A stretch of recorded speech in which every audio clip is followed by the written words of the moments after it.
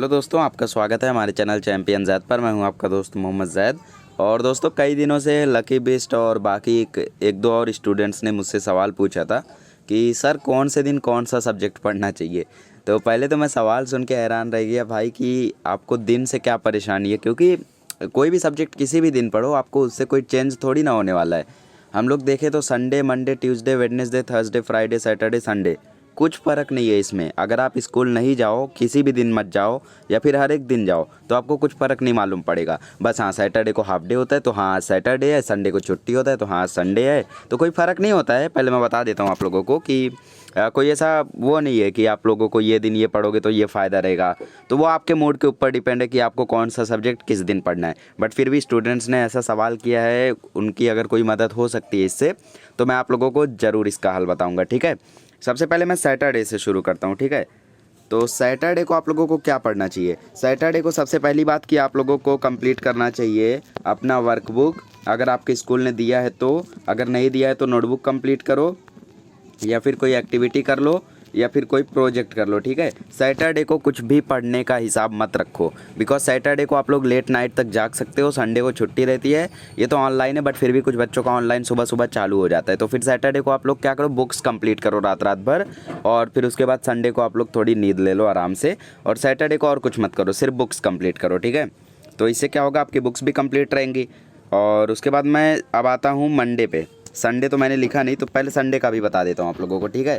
तो संडे को आपको करना क्या है, संडे को आप मैथ्स करो और मैथ्स के साथ आप लोग करो साइंस 1, ठीक है। क्या करोगे, मैथमेटिक्स करोगे और मैथमेटिक्स के साथ करोगे साइंस 1। क्यों मैं ऐसा कह रहा हूँ, बिकॉज मैथ्स और साइंस आप लोग जानते होंगे कि 10th में आने के बाद पूरा मामला बदल गया है। 10th और 9th में आने के बाद, क्योंकि पहले कैसा रहता था, साइंस और मैथ को एकदम ज़मीन आसमान का फ़र्क रहता था। साइंस में हम कहाँ प्लैनेट्स के बारे में पढ़ रहे हैं, प्लैनेट्स का मोशन पढ़ रहे हैं। 10th में 9th में आने के बाद यहाँ पे मैथमेटिक्स दिख रहा है, अरे यहाँ पे भी पाइथागोरस थ्योरम आ गया, अरे यहाँ पे भी फॉर्मूले आ गए, अरे ये क्या हो गया, यहाँ पे भी स्क्वायर है, यहाँ पे भी रूट है, क्या हो गया ये। तो ज़्यादा फ़र्क नहीं रह गया मैथ और साइंस में।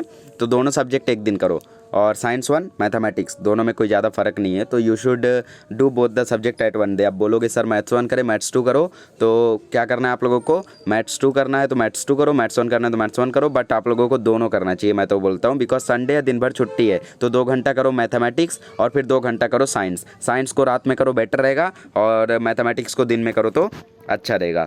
अब मैं आता हूँ मंडे पे। मंडे पे आपको क्या करना है, तो मंडे को आप लोगों को, मैं तो कहता हूँ कि आप लोगों को रीडिंग करनी चाहिए, ठीक है। बिकॉज मैंने देखा है कि मराठी में बहुत सारे बच्चों ने मुझसे सवाल किया था संडे को, मैं जब लाइव आया था, कि सर मराठी की रीडिंग कैसे इंप्रूव करें। बिकॉज मुझे पता है ना, टीचर्स जब रीड करवाते हैं तो इंसल्ट जैसा फील होता है जब हम लोग रीड नहीं कर पाते अच्छा। तो मेरे कई सारे दोस्त भी ऐसे ही थे जो रीडिंग में प्रॉब्लम आती थी उनको, तो मैंने उनको सलाह दी थी कि भाई एक एक पैराग्राफ, एक एक चैप्टर आप डेली रीड करो। तो मंडे को आप क्या करो, रीडिंग करो। 3 लैंग्वेजेस की, सभी 3 लैंग्वेजेस जो भी आपको हैं, या फिर संस्कृत आपको एडेड है तो उसकी भी रीडिंग करो। और सिर्फ रीडिंग मत करो, अंडरस्टैंड करो, ठीक है। जो भी कॉन्सेप्ट लिखा हुआ है, जो भी स्टोरी लिखी हुई है, वो आप रीड करो। और उसके साथ अगर आप लोग सिर्फ मतलब कि आप लोग सिर्फ उसके लिए नहीं रीड कर रहे हो कि क्लास में खड़ा किया तो मैं रीड अच्छे से कर पाऊँ, इसके लिए मत पढ़ो। आप इसके लिए पढ़ो कि स्टोरी समझ में आ जाए। 2-3 पर्सनल रिस्पॉन्स पढ़ लो हर एक सब्जेक्ट के, 2-3 पर्सनल रिस्पॉन्स पढ़ लो। हिंदी के स्वामत पढ़ लो, मराठी के स्वामत पढ़ लो, इंग्लिश के पर्सनल रिस्पॉन्स पढ़ लो। ये सारे क्वेश्चंस पढ़ लो ताकि आपको जब बोर्ड में कोई क्वेश्चन आए पर्सनल रिस्पॉन्स का तो वो रिलेट कर सको, ठीक है। तो मंडे को रीडिंग करो, ठीक है।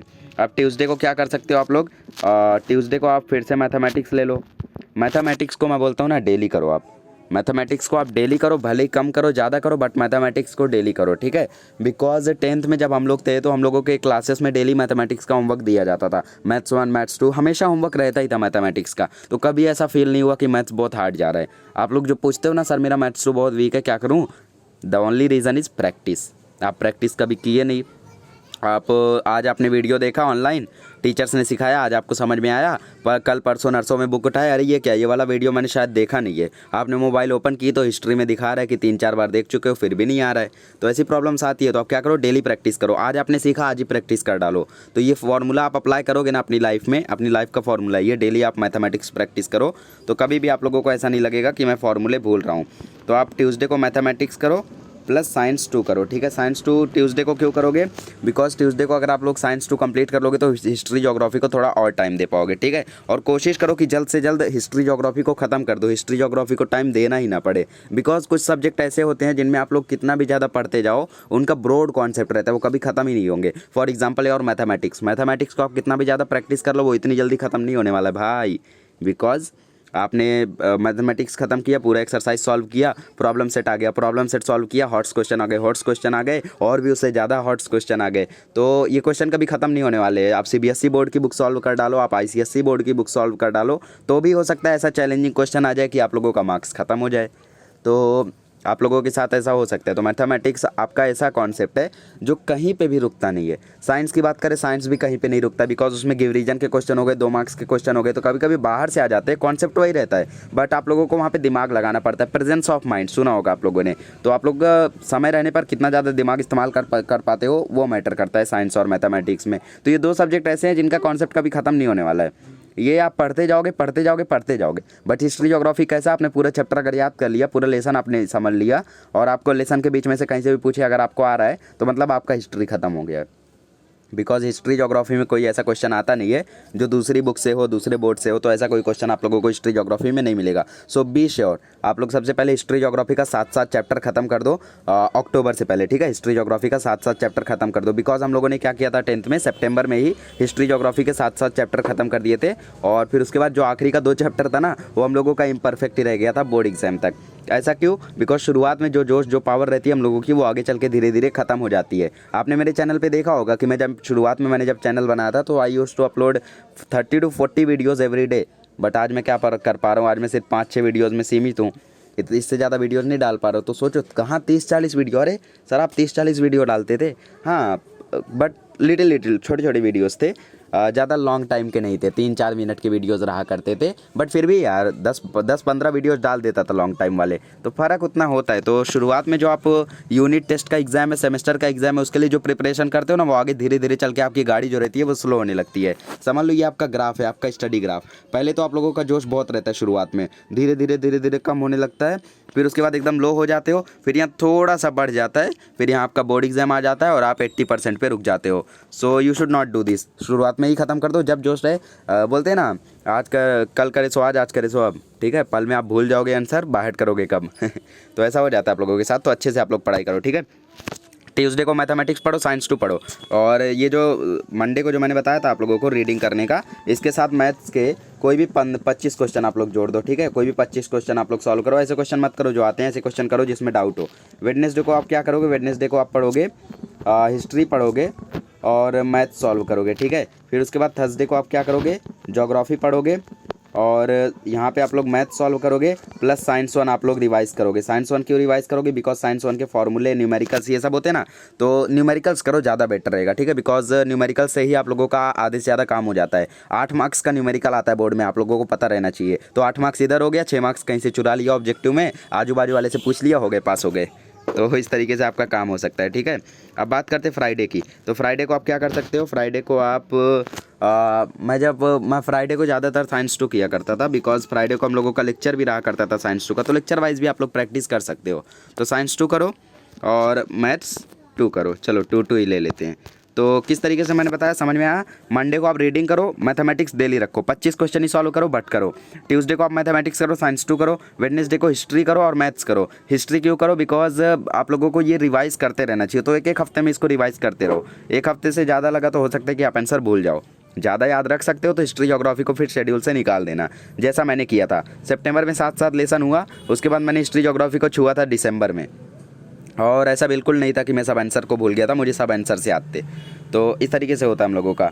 फिर वेडनेसडे को हिस्ट्री और मैथमेटिक्स हो गया, थर्सडे को ज्योग्राफी, मैथ्स और साइंस 1 हो गया, फ्राइडे को साइंस 2, मैथ्स 2। सैटरडे को आप अपनी कंप्लीट करो workbook, notebook, activity, project. Saturday को कुछ पढ़ने वाला काम ही मत करो। मैथमेटिक्स भी मैं बोलता हूँ छोड़ दो, क्योंकि ये ज़्यादा इंपॉर्टेंट है यार, वरना बाद में जब बोर्ड एग्जाम आएगा तो टीचर्स क्या करेंगे, ओरल के लिए परेशान करेंगे। एक्टिविटी करके रहो, वरना ओरल नहीं देंगे। पीटी की बुक नहीं कंप्लीट की, ओरल नहीं देंगे। एसडी की बुक नहीं कंप्लीट की, ओरल नहीं देंगे। डीएस की बुक नहीं कंप्लीट है, ओरल नहीं देंगे। वर्कबुक नहीं कंप्लीट है, नोटबुक नहीं कंप्लीट है, तुम करते क्या हो, तुमको 20 में से 16 दे देंगे, लटका देंगे। So this is the problem, okay.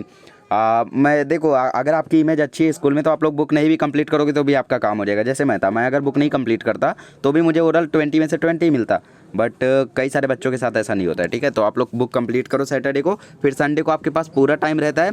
तो साइंस 1 का एक साइड में पहले पूरा फार्मूला लिखो, फिर पूरा न्यूमेरिकल सॉल्व करो, फिर पूरा कॉन्सेप्ट रिवाइज करो, फिर रात में साइंस 1 करना है। और सुबह या दोपहर में आप लोग क्या करो, मैथमेटिक्स थोड़ा सा पढ़ लो। ठीक है, प्रैक्टिस कर लो। तो मैथमेटिक्स डेली का रखो आप लोग, जितना हो सके उतना ज़्यादा सॉल्व करो। साइंस 1 जितना हो सके उतना सॉल्व करो। साइंस 2 को बाय हेडिंग करने रहता है, ज़्यादा उसमें रहता नहीं एक्टिविटी, बट फिर भी ऑब्जेक्टिव टाइप क्वेश्चन आते हैं। तो आप लोग क्या करो कि सेपरेट जो एक्टिविटी रहती है ना उसमें एक्टिविटी क्वेश्चन, तो एक्टिविटी क्वेश्चन जो है वो एक सेपरेट पन्ने पे लिख लो। ठीक है, एक पेज लो और उसमें जितने भी बॉक्स वाले डायग्राम आप लोगों को पूछे गए हैं वो पक्का 2 मार्क्स और 3 मार्क्स 5 मार्क्स के आपको आएंगे ही बोर्ड में, तो उनको आप लोग जरूर पढ़ लो अच्छे से। ठीक है, बिकॉज वो ज़्यादा इंपॉर्टेंट है। और फिर उसके बाद जो पर्सनल रिस्पॉन्स क्वेश्चन जो बीच बीच में पूछा रहता है ना, use your brain power, what will you do, just think, तो बहुत सारे क्वेश्चन रहते हैं बीच बीच में, तो वो सब भी क्वेश्चन आप लोग एक सेपरेट पेज पे लिख लो। आपको चाहिए तो मैं लिख के दे दूंगा PDF बना के। सो इससे क्या होगा, आप लोगों का जो बड़े बड़े आंसर है ना उनको याद करने की ज़रूरत नहीं पड़ेगी। इससे आप लोगों का आधे से ज़्यादा काम हो जाएगा। चलिए मिलते हैं नेक्स्ट लेक्चर में। नेक्स्ट लेक्चर में हम लोग बाकी चीज़ें कंटिन्यू करेंगे। और अगर आप अभी भी सेटिस्फाइड नहीं है टाइम टेबल से, तो आप कमेंट बॉक्स नाम सुना होगा आप लोगों ने, तो वहाँ पे कमेंट करिए और मुझसे पूछ लीजिए। तो ये मोटिवेशनल वीडियो ज़्यादा हो गया बिकॉज इसमें मैंने आइडियाज़ आपको ज़्यादा दे दिए। तो ठीक है, मुझे उम्मीद है कि आपको उससे भी आइडिया मिला होगा। चलिए दोस्तों, आज के लिए बस इतना ही।